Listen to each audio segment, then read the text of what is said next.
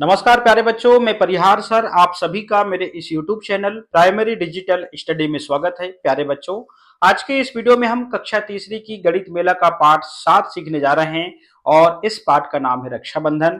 प्यारे बच्चों, पाठ 7 के 3 वीडियो बन चुके हैं, ये चौथा वीडियो है और इस वीडियो की शुरुआत हम प्रश्न क्रमांक 2 मकड़ियों वाले प्रश्न से करने जा रहे हैं। आपको गणित मेला का पाठ 7 ओपन करना है और पाठ 7 में ये वाला प्रश्न निकाल लेना है। चलिए प्रश्न को पढ़ते हैं और हम हल करते हैं। प्रश्न क्या है?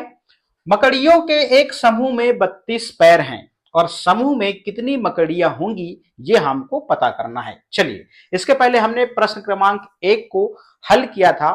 तो यहां पर हमने देखा था एक मकड़ी के कितने पैर होते हैं? 8 पैर होते हैं। चलिए अब हम इसको बोर्ड में चलते हैं और इसको अच्छे से समझते हैं। प्रश्न क्रमांक 2, आपको ये पता हो गया कि मकड़ी के कितने पैर होते हैं? 8 होते हैं और समूह में कुल कितने पैर हैं? 32 पैर हैं। तो 32 पैर में से हम एक मकड़ी के 8 पैर को घटाते हैं। तो 8 पैर को घटाते हैं तो यहां पर 24 पैर बचते हैं और 24 पैर में से हम एक मकड़ी के फिर 8 पैर को और घटाते हैं तो यहाँ पे 16 पैर बचते हैं और 16 पैर में से एक मकड़ी के 8 पैर और घटाते हैं तो यहाँ पर 8 पैर बचते हैं। फिर हम एक मकड़ी के 8 पैर और घटाते हैं तो यहाँ पर 0 पैर बचते हैं। इस प्रकार से घटा के हमने ये पता कर लिया कि 32 पैर जो है वो 4 मकड़ियों के है। तो यहां पर हम एक माध्यम तो ये हुआ, दूसरा माध्यम ये भी हो सकता था कि हम 32 भागित यहाँ पे 8 इस प्रकार से भी हम इसको हल कर सकते हैं। अब चूंकि 32 में आपको क्या करना है? 8 का भाग देना है। अब 8 का भाग देना है तो 8 का पहाड़ा ऐसे पढ़ना है कि 32 से आप आगे ना बढ़ें। तो 8 चौके होता है 32, तो जितने बार में भाग जाएगा वही उत्तर होगा। तो 32 के नीचे 32 लिखेंगे और यहाँ पर 2 में से 2 को घटाएंगे तो 0 और 3 को 3 में से घटाएंगे तो 0।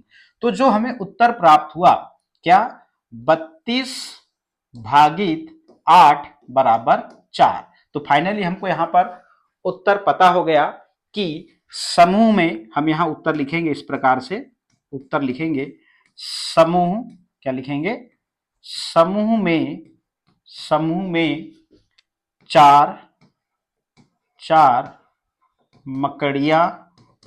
मकड़ियां हैं। इस प्रकार से हम प्रश्न क्रमांक जो है वो 2 को कंप्लीट कर लेते हैं। अब प्रश्न क्रमांक 3, तो प्रश्न क्रमांक 3 को हम अब समझते हैं। तो प्रश्न क्रमांक 3 क्या कहता है इसको हम ध्यान से पहले पढ़ते हैं। देखिएगा, यहां एक 3 पहिए वाला ऑटो रिक्शा है। बताइए कि कुल कितने पहिए होंगे? यदि ऑटो रिक्शा की संख्या 18 है तो 18 ऑटो रिक्शा में कुल कितने पहिए होंगे ये पता करना है। और प्रश्न क्रमांक ख में यदि 34 ऑटो रिक्शा है तो 34 ऑटो रिक्शा में कुल कितने पहिए होंगे हमको ये पता करना है। तो हमें चूंकि पता है कि एक ऑटो रिक्शा में हमको पता है कितने पहिए हैं? 3 पहिए हैं, ये हमको पता है, ठीक है ना। अब यहाँ पे हमको 3 पहिए हैं एक ऑटो रिक्शा में, तो अब आपको क्या करना है कि 18 ऑटो 18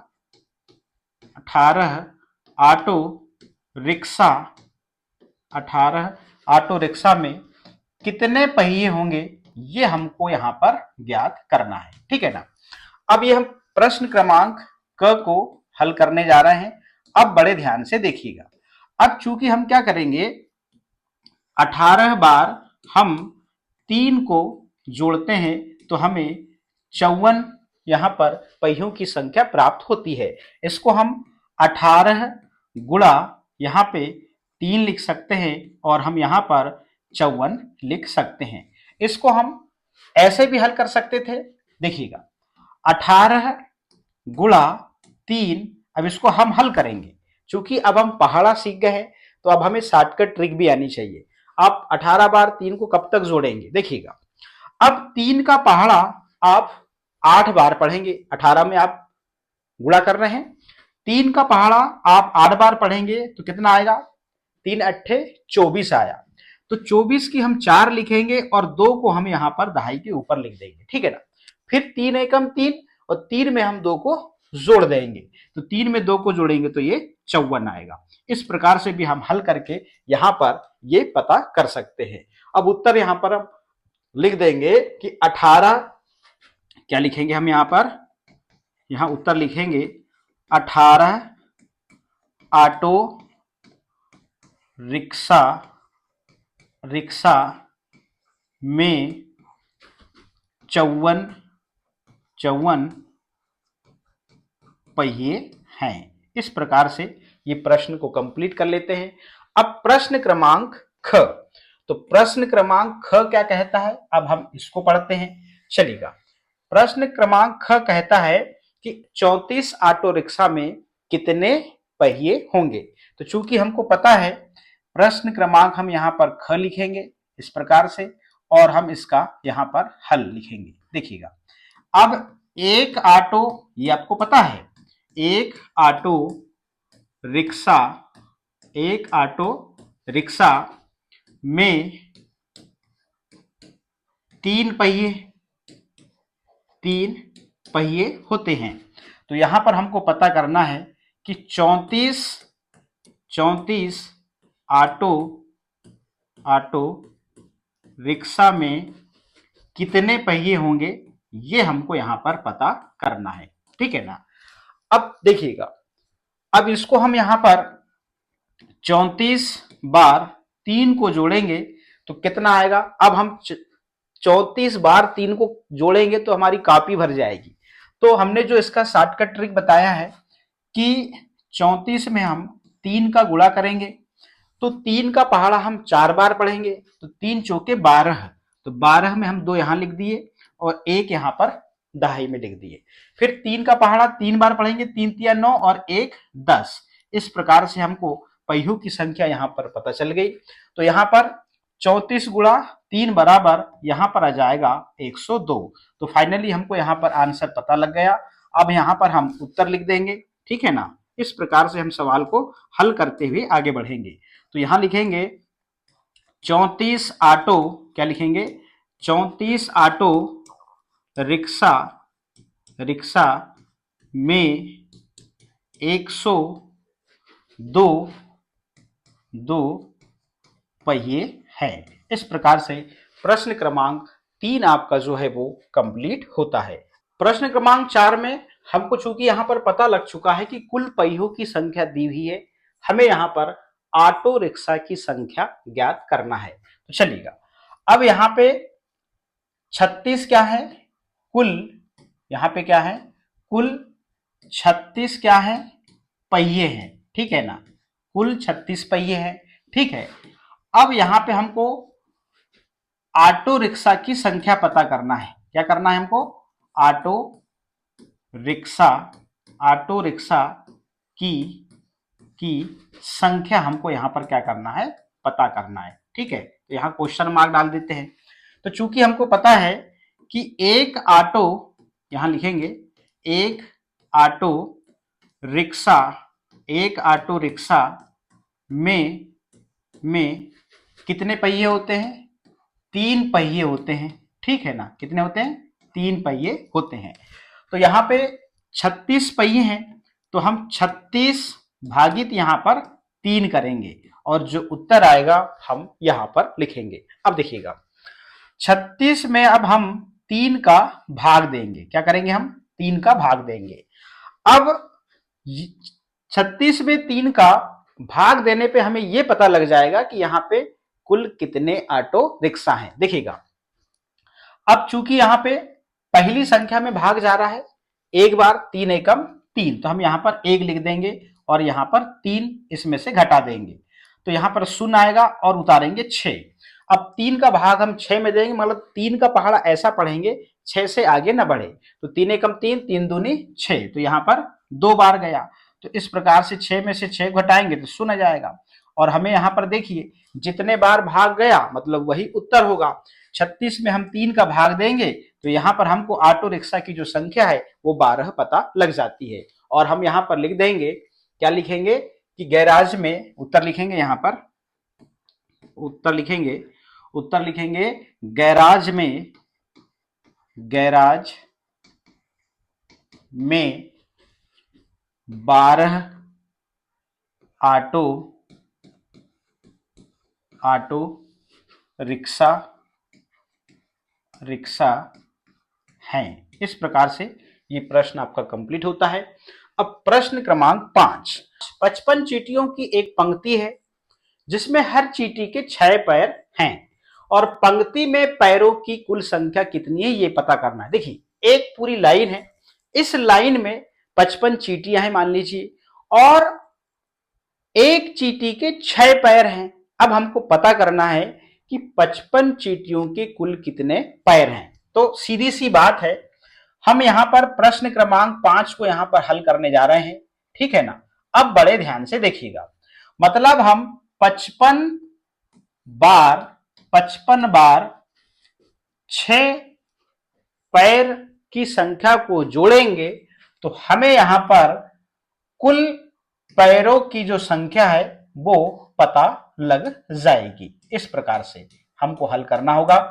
अब चूंकि 55 बार हम 6 को जोड़ नहीं सकते, तो हम अब क्या करेंगे, हमें पहाड़े अब आने लगे हैं, तो 55 गुणा हम यहां पर 6 करेंगे और इस सवाल को पहले हल कर लेंगे, ठीक है ना।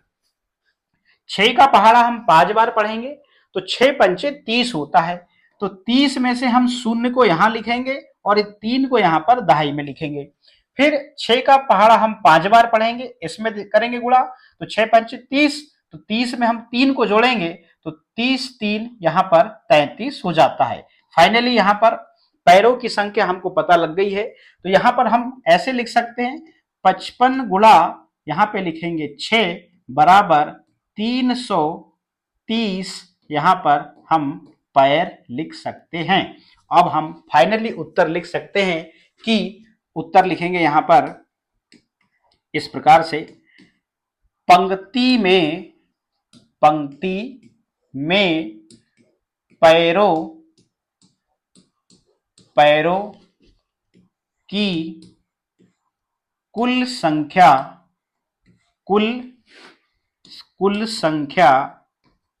कुल संख्या 330 है। इस प्रकार से ये सवाल को हम हल कर लेंगे। अब हम अगले प्रश्न की ओर चलते हैं। अब एक चूहा है, झोपड़ी में गायों के 48 पैर देख सकता है, तो झोपड़ी में कितनी गायें हैं? तो आपको पता है, क्या पता है, एक गाय के कितने पैर होते हैं? एक गाय के 4 पैर होते हैं, ठीक है ना। अब यहां पे 48 जो पैर हैं, तो यहां पर भाग की प्रक्रिया होगी। अब देखिएगा, हम इसमें 48 में से 4 को बार बार घटाएंगे तो बहुत लंबी प्रोसेस हो जाएगी, तो हम इसको ऐसे लिख सकते हैं कि 48 भागित यहां पे हम 4 लिखेंगे, ठीक है ना।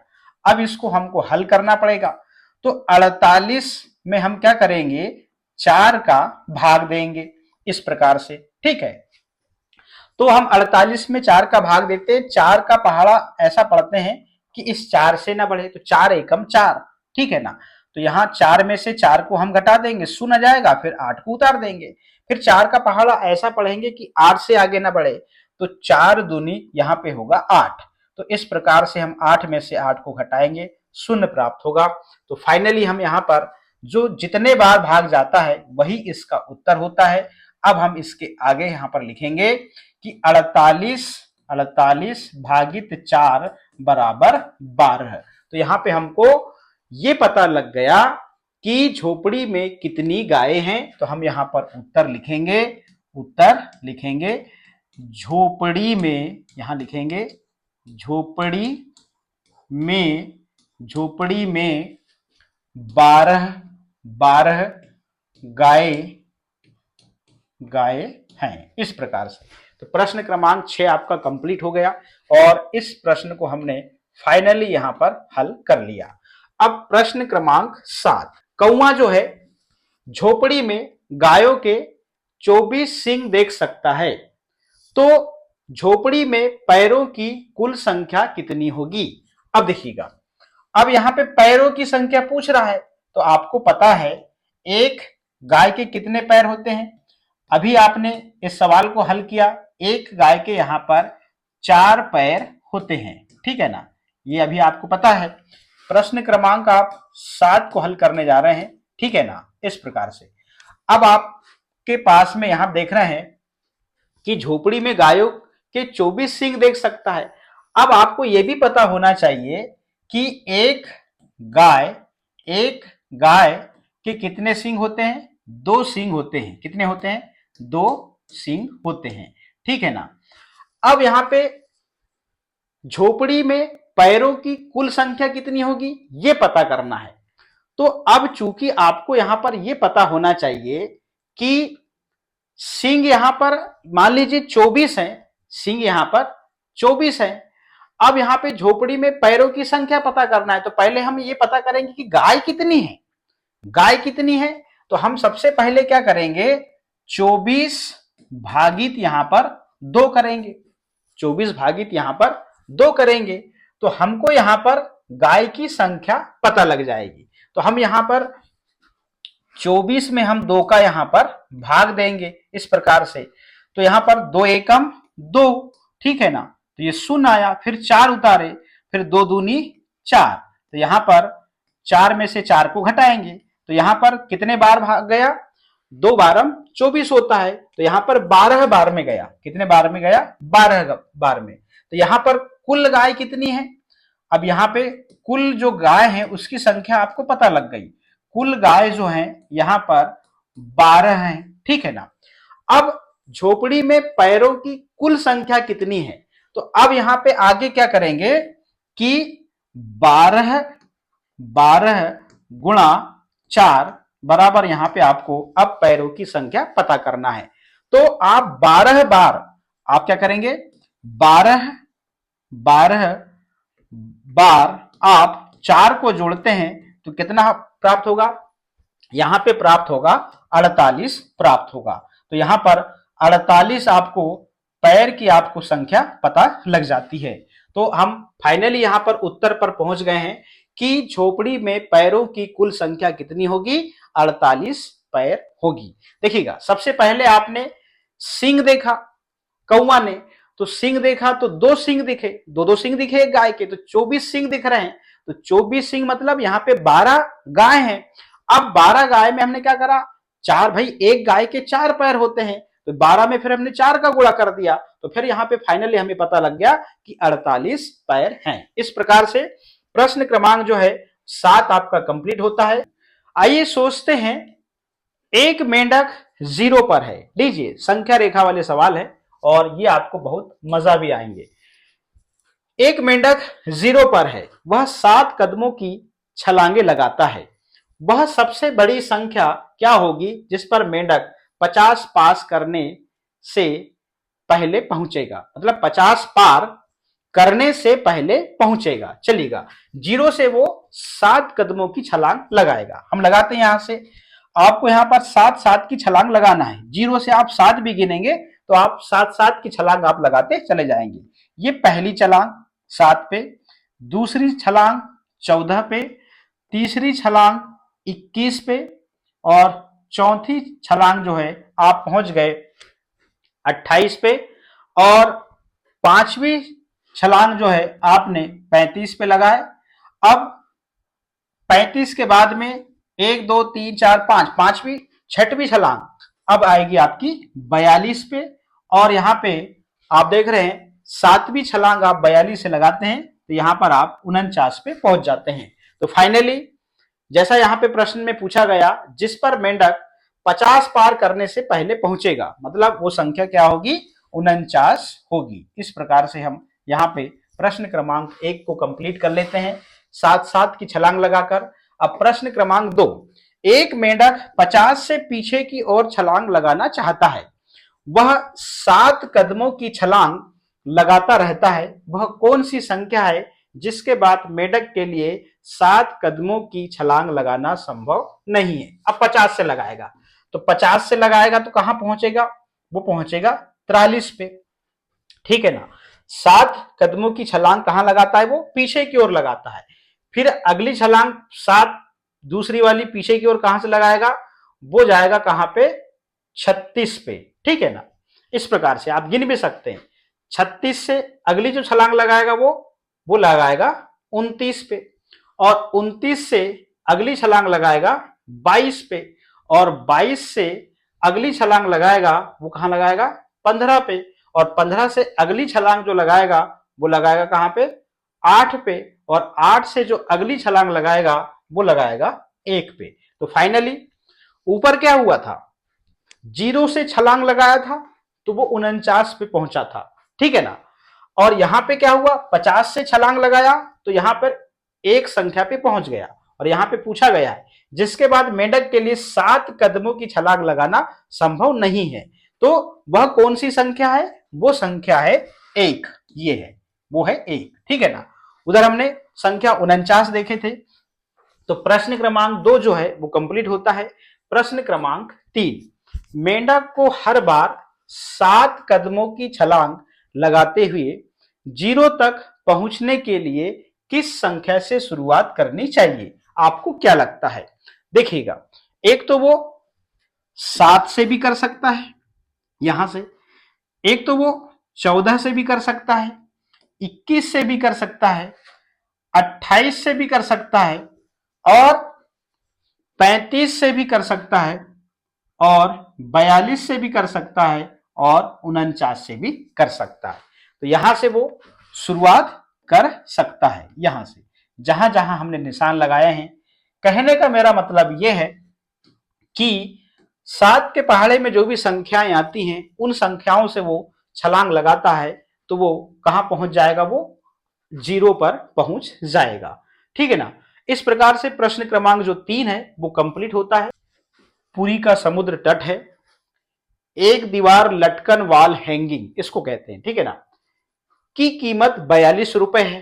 तो ऐसी 2 दीवार लटकनों की कीमत कितनी होनी चाहिए, तो 2 दीवार लटकनों की जो कीमत है हम 42 को 2 बार जोड़ेंगे इस प्रकार से, तो यहां पर उत्तर जो मिलेगा वो कितना मिलेगा, यहां मिलेगा 84, मतलब 84। हम 42 को 2 बार जोड़ेंगे तो 2 दीवार लटकनों की कुल कीमत कितनी हो जाएगी, यहां पर हो जाएगी 84 रुपए हो जाएगी, ठीक है ना।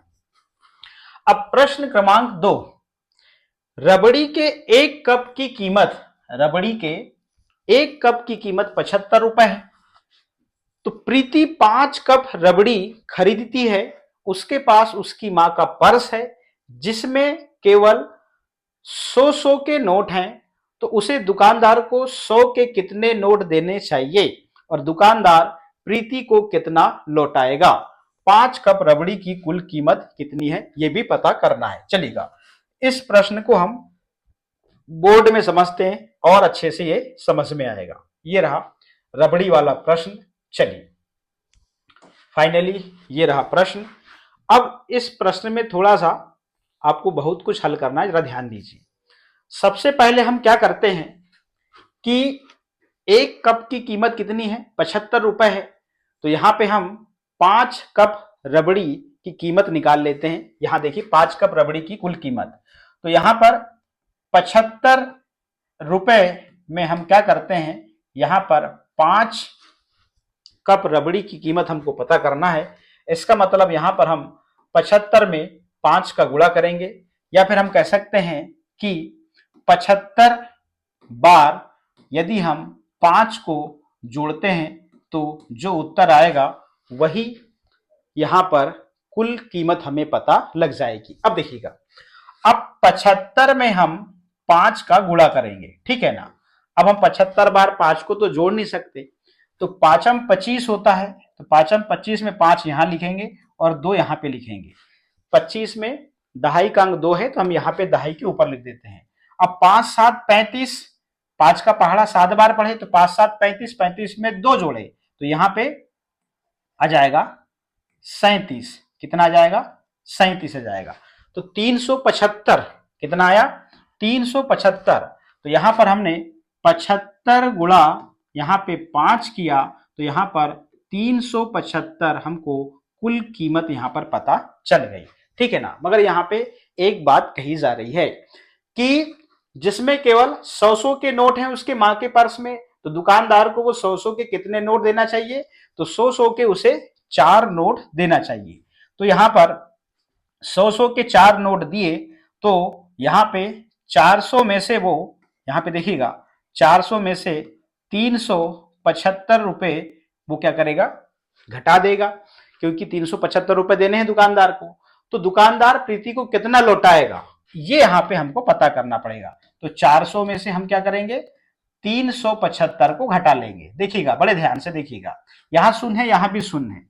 हम इधर से उधार ले आते हैं, दहाई में 4 है, यहां 3 बचेगा, यहां पे 10 दहाई हो गई। 10 दहाई में से हमने 1 दहाई इधर दे दिए, तो यहाँ पे 10 इकाई और यहाँ पे 9 दहाई हो गई। अब 10 इकाई में से 5 इकाई गई, तो यहाँ पे 5।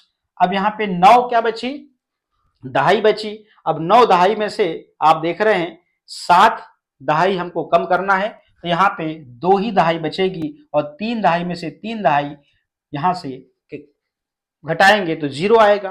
तो यहां पर मात्र 25 रुपए जो है, 25 रुपए जो है वो यहां पर दुकानदार किसको वापस करेगा, यहाँ पे प्रीति को वापस करेगा। तो यहाँ पे फाइनली हम उत्तर लिख सकते हैं, यहाँ पे 375 रुपए फाइनली यहाँ पे कुल रबड़ी की कीमत हो गई। यहाँ पे हम ऐसा लिख भी सकते हैं। तो कुल कीमत 375 और कितने लौटाएगा, 25 रुपए जो है वो क्या करेगा, लौटाएगा। तो प्रश्न क्रमांक 2 जो है वो कंप्लीट होता है। अब हम आगे की ओर चलते हैं। समुद्री सीपियां हैं, ध्रुव जो है समुद्र के निकट रहता है, ठीक है ना। उसने अपने 3 दोस्तों में से प्रत्येक के लिए एक हार बनाने का सोचा। वो सारा दिन समुद्री सीपियां खोजता रहता है। शाम तक उसने 112 सीपियां एकत्रित कर ली। अब उसके पास कई अलग अलग रंगों की चमकदार सीपियां थी, ठीक है ना। मैं 28 सीपियों का एक हार बनाऊंगा। क्या ये सीपियां मेरे तीनों दोस्तों के लिए हार बनाने के लिए पर्याप्त होंगी, ये प्रश्न है। अब इस प्रश्न को हम आगे देखते हैं, चलिएगा। जैसा कि आपको यहां पर बताया गया है कि जो ध्रुव है वो समुद्र के निकट रहता है और ये इसके पास में सीपियां हैं। इससे संबंधित आगे प्रश्न है, उसको हम पढ़ते हैं, चलिएगा।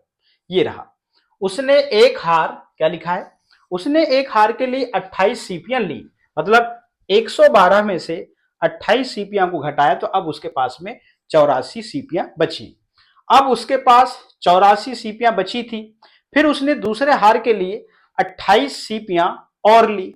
तो अब आप क्या करेंगे, 84 में से आप क्या करेंगे, 28 सीपियां और घटाएंगे। चलिएगा, 84 में से आपने 28 सीपियां को और घटाया तो देखिएगा 4 इकाई में से 8 इकाई कम नहीं होगी, तो आप क्या करेंगे, यहां से उधार ले आएंगे, तो यहाँ पे 7 दाही बचेगी और इधर 10 इकाई हो गई, तो यहाँ पे अब कुल 14 इकाइयां हो गई।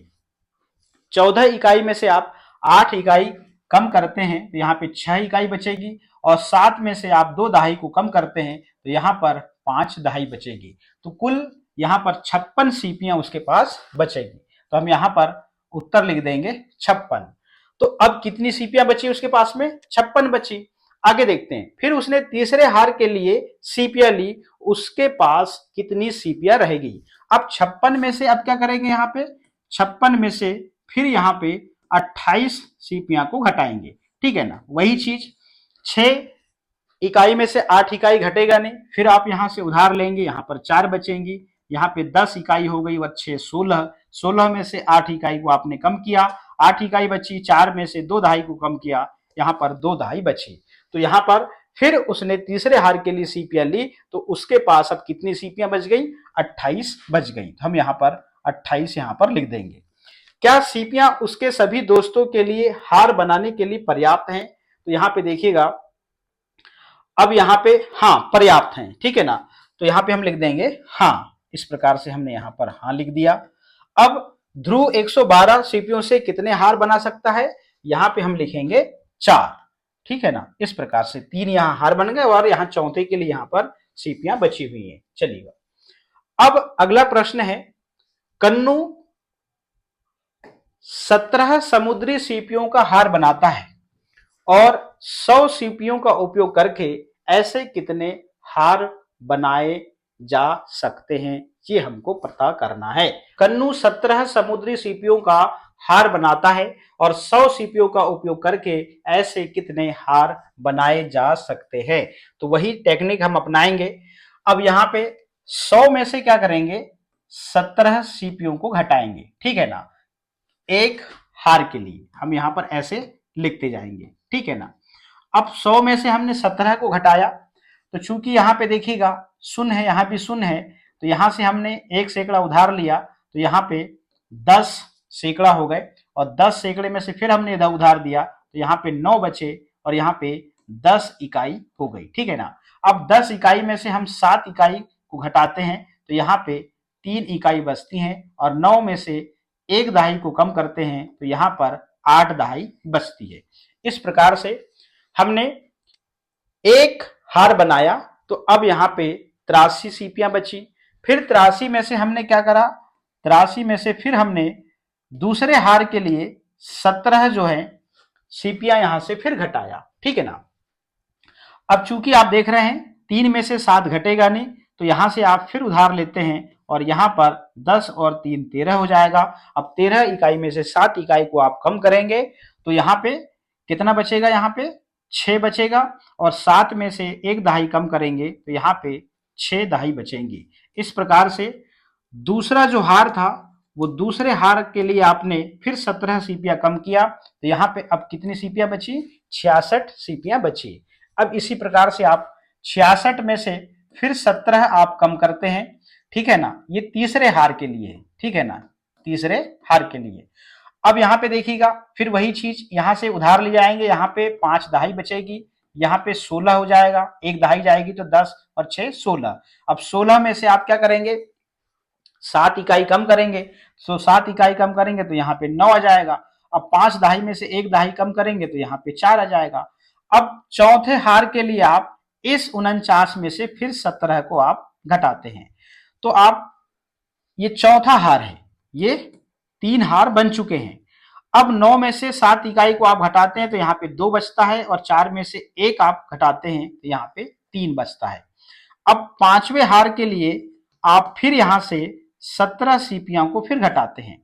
अब चूंकि यहाँ पे 3 है, तो यहाँ पे 2 बचेगा, क्योंकि इधर उधार देना है, तो यहाँ पर 12 हो जाएगा। 1 दहाई जैसे आएगी, 10 2 12 हो जाएगा। 12 में से 7 को हम घटाएंगे, तो यहाँ पे 5 बचेगा, और यहाँ पे 2 दहाई में से 1 दहाई जाएगी, तो यहाँ पर 1 दहाई बचेगी। इस प्रकार से यहाँ पर 15 सीपियां बचेंगी। तो फाइनली हमने यहाँ पर ये पता कर लिया, एक हार में 17 सीपियां कम हुई तो 83 बची। दूसरे हार में फिर हमने देखा 2 बार यहाँ पर 2 हार बन चुके, तो फिर 66 सीपियां बची। जब 3 हार हमने बना लिए तो 49 सीपियां बची। 4 हार बना लिए तो यहाँ पर 32 सीपियां बची, और 5वां हार बना लिए तो यहाँ पे सिर्फ 15 सीपियां बची। और यही पूछा जा रहा है कि 100 सीपियों का उपयोग करके ऐसे कितने हार बनाए जा सकते हैं। तो उत्तर हम लिख देंगे, उत्तर क्या लिखेंगे, उत्तर 5 हार, 5 हार बनाए जा सकते हैं। तो ये घटा के ही हमको करना था, और यही चीज ऊपर बताई गई थी। तो प्रश्न क्रमांक 1 आपका कंप्लीट होता है। प्रश्न क्रमांक 2 है, समुद्री सीपियों की खोज करते समय ध्रुव को 127 शंख भी मिले। वह उन्हें अपने 3 दोस्तों में समान रूप से वितरित करता है, तो प्रत्येक को कितने मिलेंगे। चलिएगा अब इसको हम हल करेंगे। चूंकि आपको पता है बराबर बांटने की प्रक्रिया जो है वो भाग कहलाती है, तो यहाँ पे जो है 127 यहाँ पे शंख हैं, जिन्हें हमें 3 लोगों में बराबर बांटना है। तो 127 में हम क्या करेंगे, 3 का भाग देंगे। चलिए 3 का भाग देते हैं। 1 में देंगे मगर एक छोटी संख्या है, तो फिर 2 अंकों की संख्या लेंगे 12। 3 का पहाड़ा ऐसा पढ़ेंगे कि संख्या 12 से आगे ना बढ़े, तो 3 चौके 12। तो यहाँ पर हम इस प्रकार से 2 में से 2 घटाएंगे 0, 1 में से 1 घटाएंगे 0, फिर उतारेंगे 7। 3 का पहाड़ा ऐसा पढ़ेंगे संख्या 7 से आगे ना बढ़े। 3 एकम 3, 3 दूनी 6, 2 बार में, 2 बार में गया तो हम यहाँ पर 2 लिखेंगे। 7 में से 6 को घटाएंगे तो यहाँ पर 1 आएगा। तो फाइनली यहाँ पर कितने बार भाग गया, 42 बार। तो यहाँ पर हम उत्तर लिख सकते हैं क्या? अब यहां पे हम इस प्रकार से 127 भागित 3 बराबर यहां पर 42 और उत्तर लिखेंगे। यहां पर क्या पूछा गया था प्रश्न में? प्रश्न में पूछा गया था कि प्रत्येक को कितने मिलेंगे, तो यहां पर हम लिखेंगे प्रत्येक को 42 मिलेंगे, इस प्रकार से मिलेंगे, ठीक है ना। और एक शेष रह गया और एक शेष रह गया। इस प्रकार से ये प्रश्न हमारा कंप्लीट हो जाता है। तो प्रश्न क्रमांक 2 कंप्लीट हो गया। अब अगला प्रश्न है, प्रश्न क्रमांक 3 है, प्रीति के पास 500 रुपए का नोट है और वह इसे कम मूल्य वाले नोटों से बदलना चाहती है। अगर वह चाहे तो उसे कितने नोट मिलेंगे? अब यदि उसको 500 रुपए का नोट बदलवाना है, यदि उसे 50-50 के नोट चाहिए तो कितने मिलेंगे? यदि उसे 20-20 के नोट चाहिए तो कितने मिलेंगे? और 10-10 के नोट चाहिए तो उसे कितने मिलेंगे? ये हमको पता करना है। चलेगा, इसको हम बोर्ड में समझते हैं, बहुत ही अच्छे से चलेगा। अब आप यहां पे देख रहे हैं कि बराबर बांटने की बात है, तो जब बांटने की बात आती है तो भाग की प्रक्रिया होती है। अब हम यहां पर ऐसे लिख सकते हैं 500 भागित यहां पर 50, तो 500 में हम 50 का भाग देंगे तो हमें चूंकि यहां पर पता लग जाएगा कि 50 की कितनी नोट लगेंगी। अब यहां पे हम इसको हल करते हैं, 500 में हम क्या करते हैं 50 का भाग देते हैं, ठीक है ना। अब हम 2 अंकों की संख्या, यहां पे भी 2 अंकों की संख्या पहले लेते हैं 50, तो एक बार में भाग गया 50 एकम 50, तो 50 में से 50 को हमने घटाया तो शून्य आया। अब बच गया ये वाला शून्य, तो 50 का शून्य में भाग नहीं जाएगा, तो भाग नहीं जाएगा तो यहाँ पे हमने शून्य लिख दिया, ठीक है ना। इस प्रकार से हमने इस प्रश्न को यहाँ पे कंप्लीट कर लिया, ठीक है। तो यहाँ पे पता लग गया कि 50 की हमको यहाँ पर 10 नोटें जो हैं वो मिलेंगी। अब हम आगे समझते हैं दूसरे वाले को। 500 की नोट है और हमको 20-20 की नोट चाहिए, तो हमको यहाँ पर 20 का भाग देना पड़ेगा। देखते हैं कितना उत्तर आता है, कितने बार भाग जाता है। तो 500 में हम यहाँ पर 20 का भाग देंगे, चलिएगा। अब 20 का पहाड़ा पढ़ेंगे, आप देख रहे हैं यहाँ पर 2 अंकों की संख्या लेना है, क्योंकि यहाँ पे भी 2 अंकों की संख्या है। तो 20 दूनी होता है 40 और आप 50 में से 40 को घटाएंगे, शून्य में से शून्य को घटाए तो शून्य, ठीक है ना। अब 5 में से आप 4 को घटाए तो यहाँ पे 1 आएगा और आपने यहां से क्या करेंगे, यहां से शून्य को उतार देंगे, इस प्रकार से। अब यहाँ पे देखिएगा 20 पंचे होता है 100, 20 पंचे होता है 100, तो आप यहाँ पे 100 में से 100 को घटा देंगे तो कितने बार भाग गया, 25 बार भाग गया। तो आप यहाँ पे उत्तर आपको फाइनली पता लग गया 25, मतलब 500 की नोट आप बदलाएंगे और 20-20 की चाहिए तो आपको कितनी नोट मिलेंगी, 25 नोट मिलेंगी। अब प्रश्न क्रमांक तीसरा, 500 की नोट है, आपको बदलवाना है और 10-10 की नोट चाहिए, तो हम पता करेंगे कि 10-10 की नोट कितनी मिलेंगी। चलिएगा, 500 में आप 10 का भाग देंगे इस प्रकार से, तो 10 पंचे यहां पर हो जाएगा कितना, 50 हो जाएगा। और 50 में से 50 को आपने घटाया तो यहाँ शून्य आया, फिर उतारेंगे आप यहाँ पे शून्य, तो चूंकि भाग नहीं गया तो यहाँ पे लिखेंगे शून्य और यहाँ पे शून्य में से शून्य को घटाएंगे तो 0 आ जाएगा। तो फाइनली हमें यहाँ पे पता लग गया कि यदि हम 500 की नोट बदलाते हैं और 10-10 की नोट चाहिए तो हमको यहाँ पर 50 नोट मिलेंगी 10-10 की। इस प्रकार से ये प्रश्न को हमने कंप्लीट कर लिया है। अब हम चलते हैं अपने बुक में। अब फाइनली चूंकि आपको पता लग गया, क्या पता लग गया कि 50 की कितनी नोट, हम यहाँ पे लिख देंगे 10 और यहाँ पर 20-20 की 25 और 10 रुपए की नोट कितनी, यहाँ पर 50। तो प्रश्न आपका ये कंप्लीट होता है। अब हम अगले प्रश्न की ओर चलते हैं, चलिएगा। अब यहाँ 1 से लेके 10 तक के 10 संख्या कार्ड हैं और 5 सीलबंद लिफाफे हैं।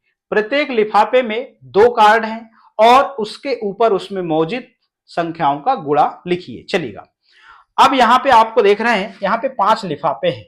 क्या है, 5 लिफाफे हैं और 5 लिफाफे में देख रहे हैं यहाँ पर संख्या लिखी हुई है 7, 18, 32 और 20 और 45 और ये 10 कार्ड हैं। यहां पर ऐसे 2 कार्ड यहां पर डालना है जिनका गुणा करने पर संख्या 45 आती हो, जिनका गुणा करने पे 32 आता हो, जिनका गुणा करने पे 18 आता हो, जिनका गुणा करने पे 7 आता हो, या फिर जिनका गुणा करने पे 20 आता हो। तो चलिएगा, तो मैं ऐसे कर सकता हूं। चलिएगा, अब यहां पे मैं 1 नंबर का एक कार्ड डालूंगा और यहां पे मैं 7 नंबर का यहां पे एक कार्ड डालूंगा, ठीक है ना। तो यहां पे 7 एकम 7, इस प्रकार से यहां पे ये जो दो कार्ड हैं ये वाले यहां से उठा लिए गए, ठीक है ना। अब यहाँ 5 9 45, मतलब ये वाला भी कार्ड उड़ गया और ये वाला कार्ड भी उड़ गया। अब यहां पे देखिएगा, अब यहां पे 18 है, तो यहां पे 6 और 3 ये दो कार्ड उठाता हूं, तो यहां पर 6 का एक कार्ड और 3 का एक कार्ड, तो ये इनका गुणा होता है 3 6 18। तो इस प्रकार से 6 और 3 के कार्ड उड़ गए। अब देखिएगा यहां पे, अब मैं उठाता हूं 4 का और 8 का, तो यहां पर 8 का एक कार्ड उठाया और यहां पर 4 का एक कार्ड उठाया, तो यहां पर 4 अट्ठे 32 होता है। अब क्या बच गया, यहां पे बच गया क्या, 10 का बच गया और यहां पर 2 का बच गया। तो यहां पर हम 2 का कार्ड एक उठाएंगे और यहां पर 10 का कार्ड एक उठाएंगे, तो 10 दूनी 20। तो जैसा प्रश्न में यहां पे कहा गया था वही चीज को हमने यहां पे करा। क्या कहा कि 1 से 10 तक के 10 संख्या कार्ड हैं, ये रखे थे, और 5 सील बंद लिफाफे हैं नीचे वाले, प्रत्येक लिफाफे में 2 कार्ड हैं, ठीक है। उसके ऊपर उसमें मौजूद संख्याओं का गुणा लिखा है। तो 5वें लिफाफे में संख्या कार्ड 5 और 9 है, लिफाफे पर संख्या 5 गुणा 9 बराबर 45 लिखी है। अब मैं आपको और थोड़ा सा डीपली बता देता हूं, चलिएगा देखिएगा। यहां पे जो 10 कार्ड रखे हुए थे, तो यहां पे 5 गुणा हम 9 करेंगे तो बराबर यहां पर 45 आएगा, और वो 45 संख्या यहां पर लिखी थी। हम यदि 8 गुणा 4 करते हैं तो यहां पर 32 आएगा, और वो संख्या जो है 32 यहां पे लिखी हुई थी। हम यदि 6 गुणा 3 करते हैं बराबर में यहां पर 18 आएगा, जो 18 संख्या यहां पर आप इस लिफाफे में लिखी हुई थी। तो यही 2 कार्ड हमको यहां पर रखना था। 1 गुणा यदि आप 7 करते हैं तो यहां पर उत्तर 7 ही आएगा, तो यहां पर लिफाफे में वो संख्या 7 लिखी हुई थी। 2 गुणा यदि आप यहां पे 10 करते हैं तो यहां पर आएगा 20, और 20 संख्या जो है वो लिफाफे में लिखी थी, और यही 2 कार्ड को हमको यहां पर रखना था। तो प्यारे बच्चों, इस प्रकार से गणित मेला का पाठ 7 रक्षाबंधन कंप्लीट होता है। इस पूरे पाठ में हमने जोड़ की अवधारणा के माध्यम से गुणा के सवालों को सीखा, घटाने की प्रक्रिया के माध्यम से हमने भाग के सवालों को सीखा, और बुक में जो भी प्रश्न आए थे उनको विस्तार पूर्वक और बहुत ही धीरे से और अच्छे से हमने समझा है और सीखा है। तो प्यारे बच्चों, यदि आपको समझ में नहीं आता है, वीडियो को आपको एक बार 2 बार देखना है, निश्चित रूप से आपको समझ में आएगा। हम आज के इस वीडियो में इतना ही, फिर हम मिलेंगे नए पाठ में नए वीडियो के साथ में। तब तक के लिए बहुत बहुत धन्यवाद।